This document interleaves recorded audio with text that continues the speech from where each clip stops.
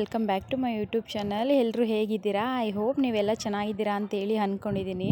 ಇವತ್ತು ನಾನು morning 3 ಗಂಟೆಯಿಂದನೇ ಬ್ಲಾಗ್ನ start ಮಾಡ್ಕೊಂಡಿದ್ದೀನಿ. ಟೈಮ್ ನೋಡ್ಬೋದು ನೀವು, ಬೆಳಗಿನ ಜಾವ 3 ಗಂಟೆ ಆಗಿದೆ. ಇಷ್ಟು ಬೇಗ ಯಾಕೆ ಎದ್ದಿದ್ದೀನಿ ಅಂತ ಹೇಳಿದ್ರೆ ಇವತ್ತು ಸ್ವಲ್ಪ ಊರಿಗೂ ಕೂಡ ಹೋಗಬೇಕಿತ್ತು. ಹಾಗೆಯೇ ಭೀಮನ ಅಮಾವಾಸ್ಯೆ ಕೂಡ ಇತ್ತಲ್ವ, ಹಾಗಾಗಿ ಪೂಜೆ ತಯಾರಿ ಎಲ್ಲ ಮಾಡ್ಕೋಬೇಕಿತ್ತು. ಹಾಗಾಗಿ ನಾನು ಸ್ವಲ್ಪ ಬೇಗನೆ ಎದ್ದೆ. ಎಲ್ಲ ಕೆಲಸಗಳನ್ನು ಮಾಡ್ಕೊಳ್ಳೋದು ಸ್ವಲ್ಪ ಲೇಟ್ ಆಗುತ್ತೆ ಅಂತೇಳಿ ಬೇಗನೆ ಎದ್ದೆ. ಇನ್ನು ಬೆಳಿಗ್ಗೆ ಬೇಗ ಎದ್ದು ಒಂದು ಸ್ವಲ್ಪ ಬಿಸಿನೀರಿಗೆ ನಿಂಬೆಹಣ್ಣು ಹಿಂಡ್ಕೊಂಡು ಅದೇ ನೀರನ್ನ ಕುಡ್ಕೊಂಡ್ಬಿಟ್ಟೆ. ಅದಾದಮೇಲೆ ಸ್ವಲ್ಪ ಡ್ರೈ ಫ್ರೂಟ್ಸು ಅದನ್ನೆಲ್ಲ ಫ್ರಿಜ್ಜಲ್ಲಿ ಇಟ್ಬಿಡ್ಬೇಕಿತ್ತು. ಕಾಳುಗಳೆಲ್ಲ ನೆನ್ನೆನೇ ಇಟ್ಟಿದ್ದೆ. ಇನ್ನು ಒಳಗಡೆ ಸ್ವಲ್ಪ ತರಕಾರಿ ಹೂವೆಲ್ಲ ಇತ್ತಲ್ವ, ಅದನ್ನೆಲ್ಲ ತೆಗ್ಕೊಂಬಿಟ್ಟು ಇವಾಗ ಡ್ರೈ ಫ್ರೂಟ್ಸ್ ಬಾಕ್ಸ್ನೆಲ್ಲ ಒಳಗಡೆ ಇಡ್ತಾ ಇದ್ದೀನಿ. ಇನ್ನು ಊರಿಗೆ ಹೋದರೆ ಬರೋದು ಸ್ವಲ್ಪ ಲೇಟ್ ಆಗುತ್ತೆ, ಸ್ವಲ್ಪ ಕೆಲಸ ಇರೋದ್ರಿಂದ ಹೋಗ್ತಾ ಇರೋದು. ಹಾಗಾಗಿ ಈ ಕೆಲಸನೆಲ್ಲ ಮುಗಿಸ್ಕೊಂಬಿಟ್ಟು ಸ್ವಲ್ಪ ತರಕಾರಿ ಎಲ್ಲ ಇತ್ತು, ಅದನ್ನೆಲ್ಲ ನೀಟಾಗಿ ಎತ್ತಿಟ್ಕೊಂಡ್ಬಿಡೋಣ ಅಂಥೇಳಿ ಎಲ್ಲನೂ ರೆಡಿ ಮಾಡ್ಕೊತಾ ಇದ್ದೆ. ನಾವು ಹೋಗ್ತಾ ಇರೋದು ಗಾಡಿನಲ್ಲಿ, ಅಂದರೆ ಬೈಕಲ್ಲಿ ಹೋಗ್ತಾ ಇರೋದು. ಅಣ್ಣ ಬಂದಿದ್ದಾರೆ ಕರ್ಕೊಂಡು ಹೋಗೋದಕ್ಕೆ. ಹಾಗಾಗಿ ಬೈಕಲ್ಲಿ ಹೋಗೋದ್ರಿಂದ ಜಾಸ್ತಿ ಲಗೇಜ್ ಮಾಡ್ಕೊಳ್ಳೋದು ಬೇಡ ಅಂಥೇಳಿ ನಾನು ಈ ಥರ ಸಿಂಪಲಾಗಿ ಮಾಡಿಕೊಂಡೆ. ಇನ್ನು ಬೀನೀಸ್ ಎಲ್ಲ ಇದೆಯಲ್ವ, ಅದೆಲ್ಲ ಹಾಗೆಯೇ ತೊಗೊಂಡೋದ್ರೆ ಸ್ಟೋರೇಜ್ ಜಾಸ್ತಿ ಆಗುತ್ತೆ ಅಂತೇಳಿ ಈ ಥರ ನಾನು ಸಣ್ಣದಾಗಿ ಕಟ್ ಮಾಡ್ಕೊಂಡಿದ್ದೆ. ಜಾಸ್ತಿ ತರಕಾರಿ ಎಲ್ಲ ಏನು ಇಟ್ಕೊಂಡಿರಲಿಲ್ಲ, ಹೋಗ್ತೀನಿ ಅಂತ ಗೊತ್ತಿತ್ತಲ್ವ, ಹಾಗಾಗಿ ಸ್ವಲ್ಪ ತರಕಾರಿಗಳು ಮಾತ್ರನೇ ಇಟ್ಕೊಂಡಿದ್ದೆ. ಇನ್ನು ಬೆಳಿಗ್ಗೆ ಮನೆಯೆಲ್ಲ ಕ್ಲೀನ್ ಮಾಡ್ಕೊಂಬಿಡೋಣ ಅಂಥೇಳಿ ಡೋರ್ ಓಪನ್ ಮಾಡ್ಕೊತಾ ಇದ್ದೆ. ಎಷ್ಟು ಚಳಿ ಇತ್ತು ಅಂತ ಅಂದರೆ 3 ಗಂಟೆ ತುಂಬ ಚಳಿ ಇತ್ತು, ಮತ್ತು ಕತ್ಲೆನೂ ಕೂಡ ಇತ್ತು. ಇನ್ನು ನಾನು ಹೋಗೋದಕ್ಕೆ ಸ್ವಲ್ಪ ಭಯನೇ ಆಗ್ತಾಯಿತ್ತು. ಇನ್ನು ನಾನು ಕಸ ಹೊಡಿಯೋದಾಗಲಿ ಮನೆ ಒರೆಸೋದಾಗಲಿ ಎಲ್ಲನೂ ಕೂಡ ಹೊರಗಡೆನೇ ಇಟ್ಟಿರ್ತೀನಲ್ವ, ಹಾಗಾಗಿ ಮನೆ ಕ್ಲೀನ್ ಮಾಡೋಕ್ಕೆ ತೆಗಿಲೇಬೇಕಿತ್ತು. ಇನ್ನು ಹೋಗಿ ಎಲ್ಲನೂ ತೊಗೊಂಬಂದು ಮನೆಯೆಲ್ಲ ನೀಟಾಗಿ ಕ್ಲೀನ್ ಮಾಡಿಕೊಂಡು ಒರೆಸಿ ಎಲ್ಲ ಆದಮೇಲೆ ನಾನು ಕೂಡ ಸ್ನಾನ ಮಾಡ್ಕೊಂಡು ಬಂದೆ. ಹಂಗೂ ಪ್ರದಿಯವ್ರು ಹೇಳ್ತಾಯಿದ್ರು, ಇಷ್ಟು ಬೇಗ ಯಾಕೆ ಎದ್ದಿದ್ದೀಯಾ ಅಂತೇಳಿ. ಇನ್ನು ಅಣ್ಣನೂ ಕೂಡ ಕೇಳ್ತಾ ಇದ್ದ, ಇಷ್ಟು ಬೇಗ ಎದ್ದು ಏನು ಮಾಡ್ತೀಯ ಮಗ ಅಂತ ಹೇಳ್ಬಿಟ್ಟು. ಅಂದರೆ ನಮಗೆ ಕೆಲಸ ಇರುತ್ತೆ ಅಲ್ವ ಹೆಣ್ಮಕ್ಳು ಅಂತ ಅಂದಾಗ, ಬೇರೆ ದೊಡ್ಡ ದೊಡ್ಡ ಫಂಕ್ಷನ್ ಅಂದ್ರೇ ನಮಗೆ ಅಷ್ಟು ನಿದ್ದೆ ಬರೋಲ್ಲ. ಇನ್ನು ಈ ಥರ ಪೂಜೆ ಪುನಸ್ಕಾರ ಅಂತ ಅಂದಾಗಂತೂ ಸ್ವಲ್ಪ ಬೇಗ ಎಲ್ಲ ಏನು ವ್ಯತ್ಯಾಸ ಆಗಬಾರ್ದು ಅನ್ನೋದು ನಮ್ಮ ಮೈಂಡಲ್ಲಿ ಇರುತ್ತೆ. ಹಾಗಾಗಿ ಸ್ವಲ್ಪ ನೀಟಾಗೆಲ್ಲ ಮಾಡ್ಕೊಳ್ಳೋಣ ಅಂಥೇಳಿ ಬೇಗ ಎದ್ದಿದ್ದೆ. ಇನ್ನು ನಾನು ಸ್ನಾನ ಎಲ್ಲ ಮುಗಿಸ್ಕೊಂಬಂದಾದಮೇಲೆ ಭೀಮನ ಅಮಾವಾಸ್ಯೆ ದಿನ ಭೀಮೇಶ್ವರಂದು ಇದನ್ನ ವಿಗ್ರಹ ಥರ ಮಾಡ್ಕೊತೀವಲ್ವ, ಅದನ್ನು ನಾನು ಅಕ್ಕಿ ಹಿಟ್ಟು ಮತ್ತು ಅರಿಶಿನ ಬಳಸಿ ಮಾಡ್ಕೊತೀನಿ. ಅದಕ್ಕೆ ಸ್ವಲ್ಪ ನೀರು ಹಾಕ್ಕೊಂಡು ಮಿಕ್ಸ್ ಮಾಡಿಕೊಂಡು ಚೆನ್ನಾಗಿ ನಾದ್ಬಿಟ್ಟು ಈ ಥರ ಒಂದು ಗೋಪುರದ ಥರ ಒಂದು ಉಂಡೆ ಥರ ಮಾಡ್ಕೊತೀನಿ. ಇದಕ್ಕೆ ನಾನು ಕುಂಕುಮ ಇಡ್ತೀನಿ. ಅರಿಶಿನ ಕಲರ್ಗೆ ಮೆರೂನ್ ಕಲರ್ ಕುಂಕುಮ ಇಟ್ಟಾಗ ಎಷ್ಟು ಚೆನ್ನಾಗಿ ಕಾಣುತ್ತೆ ನೋಡಿ. ಇನ್ನು ನಾನು ಯಾವ ರೀತಿ ಭೀಮನ ಅಮಾವಾಸ್ಯೆ ವ್ರತನ ಮಾಡ್ಕೋತೀನಿ ಅಂತೇಳಿದ್ರೆ, ಒಂದು ಪ್ಲೇಟಿಗೆ 5 ಹಿಡಿಯಷ್ಟು, ನನ್ನ ಕೈಲಿ 5 ಹಿಡಿ ಆಗುವಷ್ಟು ಅಕ್ಕಿನ ಹಾಕ್ಕೊಂಡು ಒಂದು ಕಾಯಿನ್ ಹಾಕಿ ಅರಿಶಿನ ಕುಂಕುಮ ಎಲ್ಲ ಹಾಕಿದ್ಮೇಲೆ ಅದ್ರ ಮೇಲೆ 2 ದೀಪ ಇಟ್ಬಿಟ್ಟು ನಾನು ಮಾಡ್ಕೊಂಡಿರ್ತೀನಲ್ವ ವಿಗ್ರಹ ಮಾಡ್ಕೊಂಡಿರ್ತೀನಲ್ವ ಅರಿಶಿನದಲ್ಲಿ, ಅದನ್ನು ಎಲೆ ಮೇಲೆ ಇಟ್ಟು ಮತ್ತು ಕಂಕಣನ ಮಾಡ್ಕೊತೀನಿ ನಾನು. ಅದಕ್ಕೆ 9 ಎಳೆ ದಾರದಲ್ಲಿ ಒಂದು ಅರಿಶಿನದ ಕೊಂಬು, ಆ ಅರಿಶಿನದ ಕೊಂಬು ಕೂಡ 2 ಕೊಂಬು 3 ಕೊಂಬು ಆ ಥರ ಇರೋದನ್ನ ತೊಗೋಬೇಕು. ಅದನ್ನೆಲ್ಲ ಹಾಕಿ ರೆಡಿ ಮಾಡಿ ಅದನ್ನು ಕಟ್ಕೊತೀನಿ. ನಾನು 2 ದೀಪದಲ್ಲಿ 1 ದೀಪಕ್ಕೆ ಮಾತ್ರ ಕಟ್ಕೊತೀನಿ, ಶಿವ ಪಾರ್ವತಿ ಸ್ವರೂಪ ಅಂತ ಹೇಳ್ಬಿಟ್ಟು. ಇನ್ನು ನಾನು ಕಂಕಣನೆಲ್ಲ ರೆಡಿ ಮಾಡಿಕೊಂಡೆ ಪೂಜೆ ಆದಮೇಲೆ ಕಟ್ಕೊಳ್ಳೋಕ್ಕೆ. ಅದು ಕೂಡ 9 ಎಳೆ ದಾರದಲ್ಲೇ ಕೂಡ ನಾನು ರೆಡಿ ಮಾಡ್ಕೊಂಡಿರೋದು. ಇನ್ನೆಲ್ಲ ರೆಡಿ ಮಾಡ್ಕೊಂಡಾದ್ಮೇಲೆ ಬಳೆ ಎಲ್ಲ ಹಾಕ್ಕೊಂಡಾದ್ಮೇಲೆ ಸ್ವಲ್ಪ ಚೆನ್ನಾಗಿ ಕಾಣಿಸ್ತಾ ಇದೆ ಅಂತ ಹೇಳ್ಬಿಟ್ಟು ಹಾಗೆಯೇ ಒಂದು ಫೋಟೋನು ತೆಕ್ಕೊಂಡೆ. ಇನ್ನು ಸ್ವಲ್ಪ ಬೇಗ ಎದ್ದಿರೋದ್ರಿಂದ ಕತ್ಲೆ ಅಂತ ಕಾಣಿಸ್ತಾ ಇದೆ, ಮತ್ತು ನನ್ನ ಫೋನ್ ಹಾಳಾಗಿರೋದ್ರಿಂದ ವೀಡಿಯೋ ಬೇರೆ ಮೊಬೈಲ್ ಮಾಡ್ತಿರೋದ್ರಿಂದ ಸ್ವಲ್ಪ ಕ್ಲಾರಿಟಿ ಪ್ರಾಬ್ಲಮ್ಮು ಕೂಡ ಇದೆ. ಸ್ವಲ್ಪ ಅಡ್ಜಸ್ಟ್ ಮಾಡ್ಕೊಳ್ಳಿ ಅದು ರೆಡಿ ಆಗೋವರೆಗೂ. ಇನ್ನು ನಾನು ಪೂಜೆ ಎಲ್ಲ ಮುಗಿಸ್ಕೊಂಬಿಡೋಣ. ಇನ್ನು ಅವರು ಸ್ನಾನಕ್ಕೆ ಹೋಗಿದ್ದಾರೆ ಪ್ರದಿಯವರು, ಅವ್ರು ಬರೋಷ್ಟರಲ್ಲಿ ಅವ್ರಿಗೆ ಪಾದಪೂಜೆ ಮಾಡಬೇಕಲ್ವ, ಹಾಗಾಗಿ ಅಷ್ಟರಲ್ಲಿ ದೇವ್ರ ಪೂಜೆನೆಲ್ಲ ಮಾಡ್ಕೊಂಬಿಡೋಣ ಅಂತೇಳಿ ನಾನು ಈ ಕಡೆ ದೇವ್ರದ್ದೆಲ್ಲ ಹೂವು ಎಲ್ಲ ಹಾಕ್ಕೊಂಡು ರೆಡಿ ಮಾಡ್ಕೊತಾ ಇದ್ದೆ. ಇನ್ನು ಅವ್ರಿಗೆ ಡ್ಯೂಟಿ ಇರೋದ್ರಿಂದ ನಾನು ಪೂಜೆ ಮಾಡಿಕೊಂಡು ಊರಿಗೆ ಹೋಗ್ಬೇಕಿತ್ತಲ್ವ, ಎಲ್ಲನೂ ಇನ್ ಟೈಮ್ಗೆ ಆಗಿಬಿಡ್ಲಿ, ಲಾಂಗ್ ಜರ್ನಿ ಅಲ್ವಾ ಅಂತ ಹೇಳ್ಬಿಟ್ಟು ನಾನು ಎಲ್ಲನೂ ಮಾಡಿಕೊಂಡೆ. ಇದೇ ಫಸ್ಟ್ ಟೈಮು ನಾನು ಲಾಂಗ್ ಜರ್ನಿ ಬೆಂಗಳೂರಿಂದ ಮಂಡ್ಯ ಹೋಗ್ತಾ ಇರೋದು. ಇನ್ನು ಪೂಜೆ ಎಲ್ಲ ಮುಗಿಸ್ಕೊಂಡೆ. ಈ ಸೀರೆ ನೋಡಿ ಎಷ್ಟು ಚೆನ್ನಾಗಿದೆ ಅಂತ ಹೇಳ್ಬಿಟ್ಟು, ಇದು ನನ್ನ ಬರ್ಡೇಗೆ ಅಂತೇಳಿ ಕೊಡಿಸಿದ್ದು. ಆ ಟೈಮಲ್ಲಿ ಅಷ್ಟೇ ನಾನು ಹಾಕ್ಕೊಂಡಿದ್ದು, ಮತ್ತೆ ವೇರ್ ಮಾಡಿರಲಿಲ್ಲ. ಹಾಗಾಗಿ ಇವತ್ತು ಹಾಕ್ಕೊಳ್ಳೋಣ ಸಿಂಪಲಾಗಿ ಚೆನ್ನಾಗಿದೆಯಲ್ಲ ಅಂತ ಹೇಳಿ ಹಾಕ್ಕೊಳ್ತಾ ಇದ್ದೆ. ಇನ್ನು ತುಳಸಿ ಕಟ್ಟೆಗೂ ಪೂಜೆ ಎಲ್ಲ ಮಾಡಿಕೊಂಡು ಒಂದು ವೀಡಿಯೋನೂ ತೆಕ್ಕೊಂಡೆ, ಎಷ್ಟು ಚೆನ್ನಾಗಿ ಕಾಣಿಸ್ತಾ ಇದೆ ಅಂತ ಹೇಳ್ಬಿಟ್ಟು. ಇನ್ನು ನಮ್ಮ ಮನೇಲಿ ನಾನು ಸಿಂಪಲಾಗಿ ಮಾಡ್ಕೊಂಡಿದ್ದೆ ಪೂಜೆನ, ನೈವೇದ್ಯಕ್ಕೆ ಏನು ಮಾಡಿರಲಿಲ್ಲ ಅಲ್ವಾ, ಹಾಗಾಗಿ ಹಾಲೇನೇ ಇಟ್ಟು ಪೂಜೆ ಮಾಡ್ಕೊಂಬಿಟ್ಟಿದ್ದೆ. ಯಾರು ಇರಲ್ಲ ಅಲ್ವಾ ತಿನ್ನೋದಕ್ಕೆ ಅಂತ ಹೇಳಿಬಿಟ್ಟು ಈ ಸಲ ಹೀಗೇ ಮಾಡಿಕೊಂಡೆ. ನನಗಂತೂ ಖುಷಿ ಆಗುತ್ತೆ ಈ ಥರ ಎಲ್ಲ ಒಂದು ಪೂಜೆ ಮಾಡ್ಕೊಂಡಾಗ, ನೋಡೋದಕ್ಕೆ ಒಂಥರ ಮನೆ ವಾತಾವರಣನೇ ಒಂಥರ ಚೇಂಜ್ ಅಂತ ಅನಿಸುತ್ತೆ. ಇನ್ನು ಪೂಜೆ ಎಲ್ಲ ಮುಗಿಸ್ಕೊಂಡಾದ್ಮೇಲೆ ಬಟ್ಟೆ ಎಲ್ಲ ಒಗೆದ್ಬಿಟ್ಟು ನೀರೆಲ್ಲ ಇಳೀಲಿ ಅಂತೇಳಿ ಹಾಗೆಯೇ ಸೋರಾಕಿದ್ದೆ. ಇನ್ನು ನಿನ್ನೆ ಮೊನ್ನೆ ಒಗೆದಿರೋ ಬಟ್ಟೆಗಳೇ ಒಣಗಿರಲಿಲ್ಲ, ಯಾಕಂದರೆ ವೆದರ್ ಕೂಡ ಬಿಸ್ತಿರಲಿಲ್ಲ ಅಲ್ಲ, ಫುಲ್ಲು ಮೋಡ ಆಯಿತು. ಹಾಗಾಗಿ ಒಣಗಿರಲಿಲ್ಲ. ಇನ್ನು ಈ ಬಟ್ಟೆ ಎಲ್ಲ ಹಾಕೋಕ್ಕೆ ಜಾಗ ಇಲ್ಲ ಅಂತ ಹೇಳಿಬಿಟ್ಟು ಹಾಗೆಯೇ ಇಟ್ಟೆ. ಇದೆಲ್ಲ ಒಣಗಿದ್ಮೇಲೆ ಎತ್ಬಿಟ್ಟು ಹಾಕ್ಬಿಡ್ರಮ್ಮ ಅಂತೇಳಿ ಪ್ರದಿಯವ್ರಿಗೆ ಹೇಳ್ತಾ ಇದ್ದೆ ನಾನು. ಸರಿ ಆಯಿತು ಬಿಡು ಹಾಕ್ತೀನಿ ಅಂತೇಳಿ ಅವರು ಹೇಳಿದ್ರು. ಇನ್ನು ನಾನು ಕೂಡ ಅಲ್ಲೇ ಒಂದು 2 ನಿಮಿಷ ನಿಂತ್ಕೊಂಡು, ಇನ್ನು ಅವರು ಬಂದಿರಲಿಲ್ಲ ಅಲ್ವಾ, ಹಾಗಾಗಿ ವೆಯ್ಟ್ ಮಾಡ್ತಾ ಇದ್ದೆ. ಇನ್ನು ತುಳಸಿ ಕಟ್ಟೆ ಒಂಥರ ನನಗೆ ಚೆನ್ನಾಗಿ ಕಾಣಿಸ್ತಾ ಇತ್ತು, ಹಾಗಾಗಿ ಅದನ್ನು ಕೂಡ ಒಂದು ವೀಡಿಯೋ ಮಾಡಿಕೊಂಡೆ. ಇನ್ನು ಅವರು ಕೂಡ ಸ್ನಾನ ಎಲ್ಲ ಮುಗಿಸ್ಕೊಂಡ್ಬಂದರು. ಬಂದಾದಮೇಲೆ ಬಾಮ್ಮ ಬೇಗ ಮಾಡಿಬಿಡು ಅಂತ ರೇಗಿಸ್ತಾ ಇದ್ದರು. ಹಾಗಾಗಿ ಹೋಗಿ ಪೂಜೆನೂ ಕೂಡ ಸ್ಟಾರ್ಟ್ ಮಾಡ್ಕೊಂಬಿಡೋಣ ಅಂತೇಳಿ ಮಾಡ್ಕೊತಾ ಇದ್ದೆ. ಅವ್ರಿಗೆ ಏನು ಗೊತ್ತಾ, ಈ ಥರ ಪೂಜೆ ಮಾಡೋದೆಲ್ಲ ಅವ್ರಿಗೆ ಇಷ್ಟ ಆಗಲ್ಲ. ಪಾದ ಪೂಜೆ ಮಾಡೋದು ಅದೆಲ್ಲ ಅವರಿಗೆ ಸ್ವಲ್ಪನೂ ಇಷ್ಟ ಆಗಲ್ಲ. ಹಾಗಾಗಿ ಅವರು ಬೇಡ ನನಗೆ ಅಂತೇಳಿ ಯಾವಾಗಲೂ ಹೇಳ್ತಾ ಇರ್ತಾರೆ.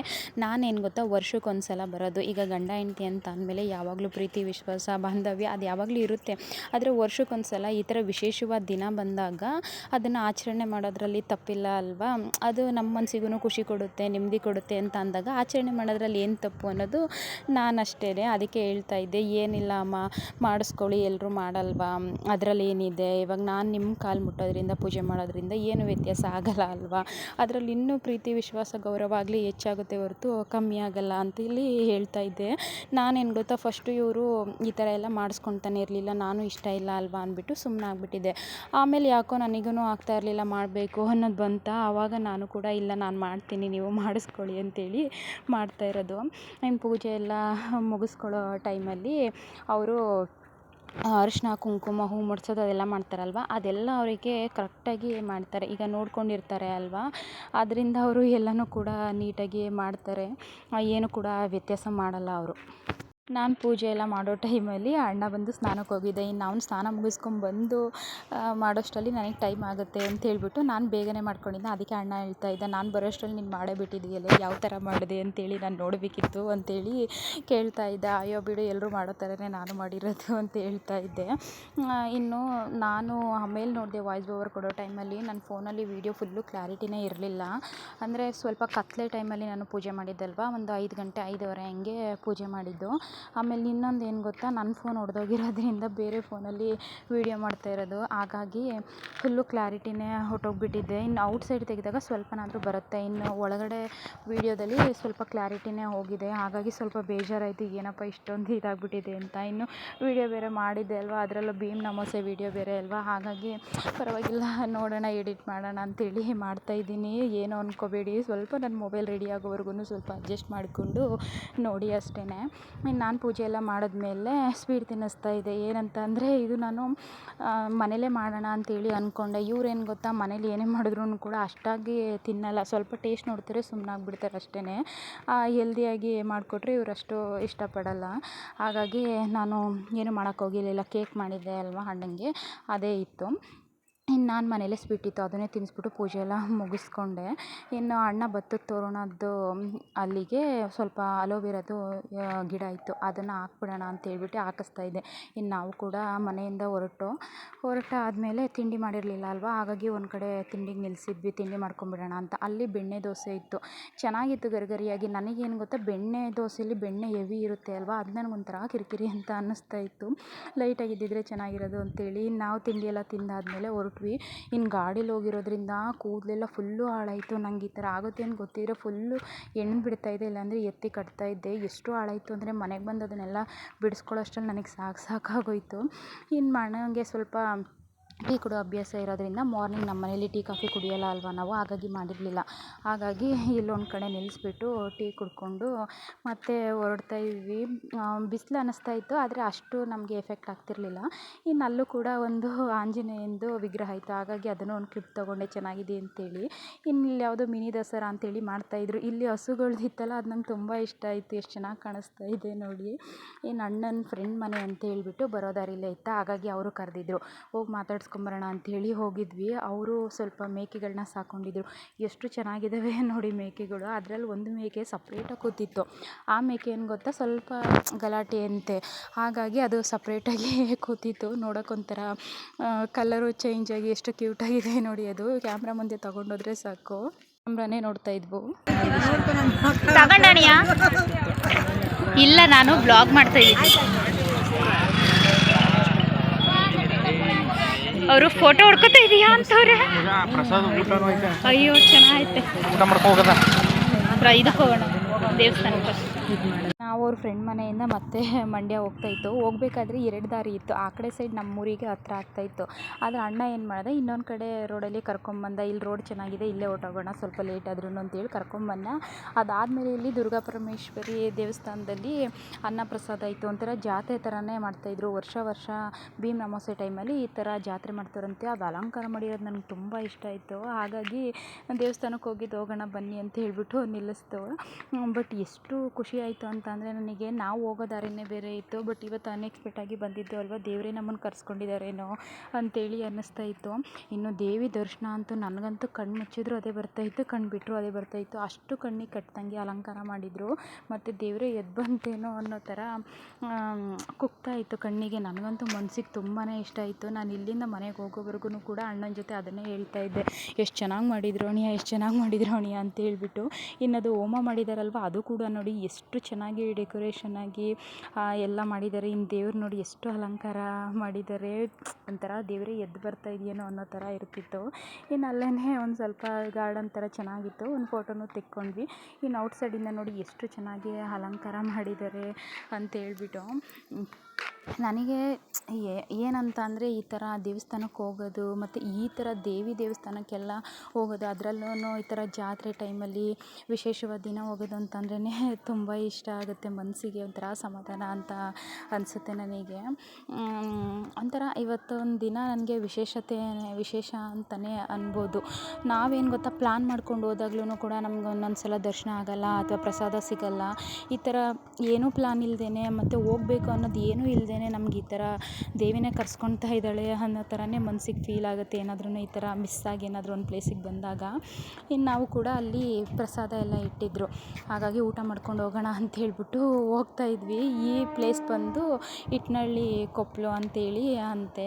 ಈ ಕಡೆ ರೂಟಿಂದ ಬಂದಿದ್ದೆ ಅಲ್ವಾ, ಹಾಗಾಗಿ ನಮಗೂ ಕೂಡ ಇವತ್ತು ಪ್ರಸಾದ ಸಿಕ್ತು. ನಾನು ಅದನ್ನೇ ಹೇಳ್ತಾ ಇದ್ದೆ, ನನಗೂ ಕೂಡ ಹಸಿವಾಗಿತ್ತು ಅಣ್ಣ. ಬೆಳಿಗ್ಗೆ ಟಿಫನ್ ಮಾಡಿದ್ದು, ಅಮ್ಮನಿಗೆ ಫೋನ್ ಮಾಡಿ ಅಡುಗೆ ಮಾಡೋಕ್ಕೆ ಹೇಳೋಣ ಅಂತ ಅಂದ್ಕೊಂಡೆ. ಅಷ್ಟರಲ್ಲಿ ದೇವರೇನೆ ನಮಗೆ, ಯಾಕೆ ಅಲ್ಲಿ ಗಂಟ ಹಸ್ಕೊಂಡು ಹೋಗ್ತೀಯಾ, ಇಲ್ಲೇ ಬಾ ಪ್ರಸಾದ ತಿನ್ನು ಅಂತೇಳಿ ಕರ್ಸ್ಕೊಂಡ್ಬಿಟ್ಟಿದ್ದಾರೆ ಅಂತೇಳಿ ಹೇಳ್ತಾ ಇದ್ದೆ. ಇನ್ನೆಷ್ಟು ಜನ ನೋಡಿ, ಮತ್ತು ಅಲ್ಲಿ ದೊಡ್ಡ ಪಾತ್ರೆಯಲ್ಲೆಲ್ಲ ಮಾಡಿದರು. ಇನ್ನು ನಾವು ಕೂಡ ಪ್ರಸಾದ ಎಲ್ಲ ತಿಂದ್ಕೊಂಡು ಹೊರಡೋಣ ಅಂತೇಳಿ ಹೊರಡ್ತಾ ಇದ್ವಿ. ಅಲ್ಲಿ ಅವರೆಕಾಳು ಕೂಟು ಮತ್ತು ಪಾಯಸ, ಅನ್ನ ಸಾಂಬಾರು ಎಲ್ಲ ಇತ್ತಲ್ವ, ತುಂಬ ಇಷ್ಟ ಆಯಿತು. ನನಗೆ ಪರ್ಸ್ನಲಿ ಅವರೆಕಾಳು ಕೂಟು ಅಂದರೆ ಇಷ್ಟ. ಇನ್ನು ಈ ಅಜ್ಜಿ ಹತ್ರ ಪೂಜೆ ಸಾಮಾನು ತೊಗೊಂಡು ಅಲ್ಲೇ ಸ್ವಲ್ಪ ಬ್ಯಾಗೆಲ್ಲ ಇಟ್ಟು ಹೋಗಿದ್ವಿ.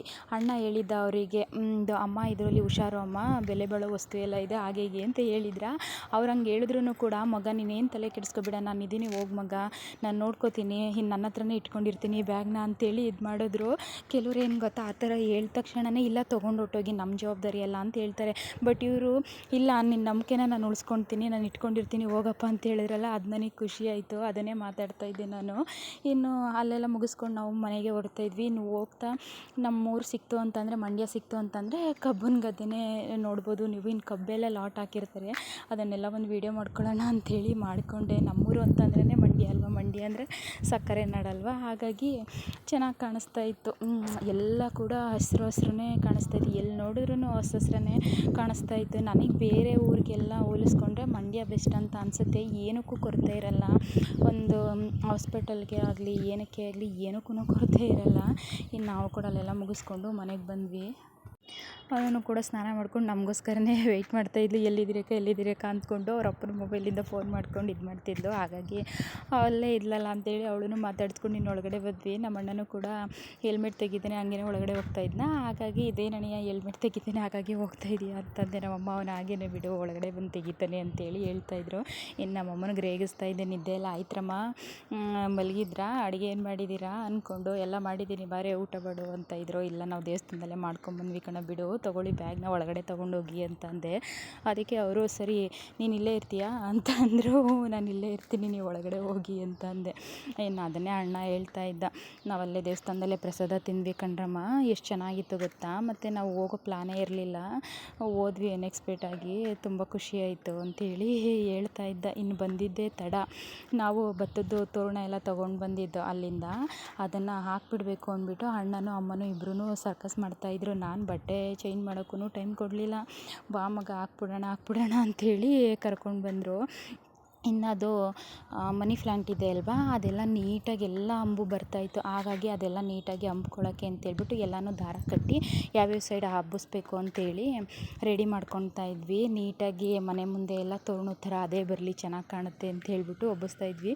ನನಗೂ ನಮ್ಮ ಅಮ್ಮಂಗಾಗಲಿ ನಮ್ಮ ಅಣ್ಣಂಗಾಗಲಿ ಎಲ್ರಿಗೂ ಗ್ರೀನರಿ ಅಂದರೆ ತುಂಬ ಇಷ್ಟ. ಅದರಲ್ಲೂ ಮನೆ ಮುಂದೆ ಅಂತೂ ತುಂಬ ಇಷ್ಟ. ನನಗೆ ನಮ್ಮ ಮನೆ ಅಂದರೆ ತುಂಬ ಇಷ್ಟ. ಒಂಥರ ಎಲ್ಲ ಗ್ರೀನರಿಯಿಂದನೇ ಕೂಡೋಗ್ಬಿಟ್ಟಿರುತ್ತೆ.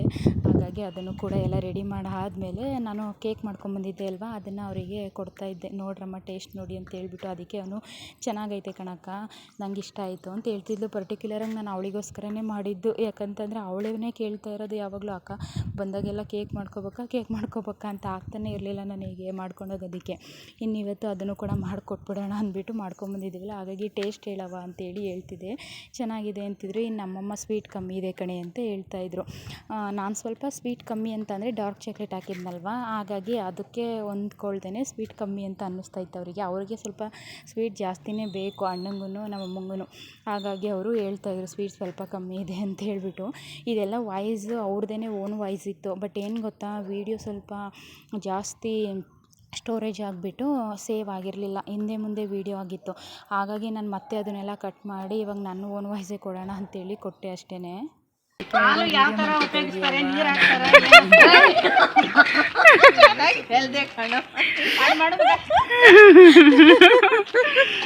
ಏನಿಲ್ಲ ಅಂಕಲ್, ವ್ಲಾಗ್ ಮಾಡ್ತಾ ಇದ್ದೀನಿ ಅಷ್ಟೇ. ಇವ್ರ ಹತ್ರ ಹಾಲು ಚೆನ್ನಾಗಿರುತ್ತೆ, ಬಂದು ಬಿಡಿಸ್ಕೊಳ್ಳಿ ಅಂತ. ಖಾಲಿ ಆಯ್ತಾ ಹಾಲು? ಇನ್ನೂ ಬರ್ತಾರಾ? ಹಾಂ, ಇವತ್ತು ನನ್ನಿಂದ ಲೇಟ್ ಅಂಕಲ್ ಅವರು. ನಾನು ಬರ್ತೀನಿ ಜೊತೇಲಿ ಅಂದೆ, ಅದಕ್ಕೆ ಬರೋಷ್ಟ ಲೇಟ್ ಆಯ್ತಲ್ಲ, ಅದಕ್ಕೆ ಲೇಟ್ ಆಯ್ತು. ಹಂಗೆಯಾ? ದೇವಸ್ಥಾನ ಹಿಂಗೆ ಬಂದು ಹಿಂಗೆ ಎತ್ಕೋಗೋದು? ಬೇಡ ಬಿಡಿ, ಅದೊಂದು ಕೈಲಿ ತಾನೆ. ಬನ್ರಿ ಆಯ್ತು ಹಂಗಾರೆ.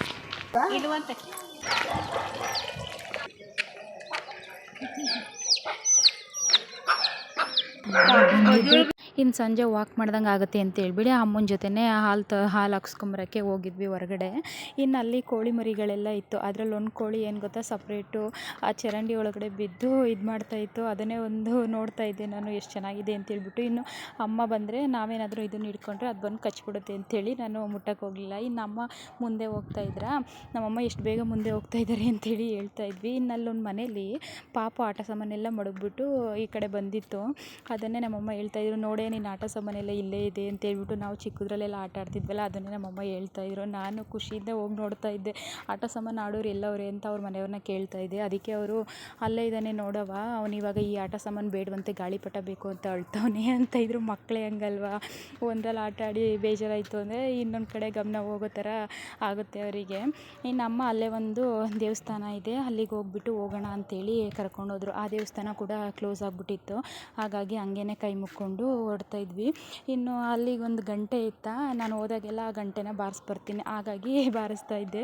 ಇನ್ನು ಈ ವ್ಲಾಗ್ನ ಇಲ್ಲಿಗೆ ಎಂಡ್ ಮಾಡ್ತಾ ಇದ್ದೀನಿ. ನಿಮಗೇನಾದರೂ ಈ ವ್ಲಾಗ್ ಇಷ್ಟ ಆಗಿದ್ದರೆ ಪ್ಲೀಸ್ ಒಂದು ಲೈಕ್ ಮಾಡಿ, ಸಬ್ಸ್ಕ್ರೈಬ್ ಮಾಡಿ.